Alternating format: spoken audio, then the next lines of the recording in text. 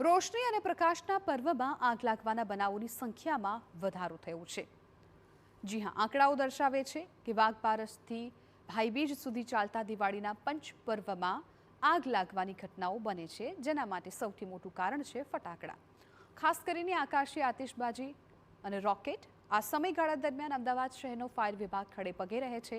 શહેરની વધતી વસ્તી અને વિસ્તાર દર વર્ષે નવા પડકાર સર્જી રહ્યા છે। ચાલુ વર્ષે ઓક્ટોબર મહિના સુધીના 10 મહિનામાં જ ફાયર વિભાગને 2036 જેટલા કોલ મળી ચૂક્યા છે। તંત્રએ ચાઇનીઝ ટુકલ અને હવાઈ રોકેટ પર પ્રતિબંધ મૂક્યો છે, જેને કારણે આગ લાગવાની ઘટનાઓમાં આંશિક ઘટાડાની તંત્રની આશા હતી, પણ તેવું થયું નહીં।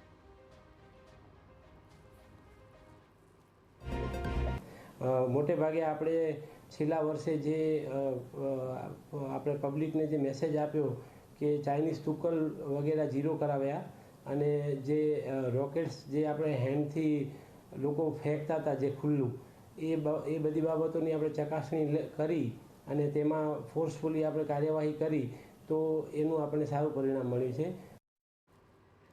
અમદાવાદ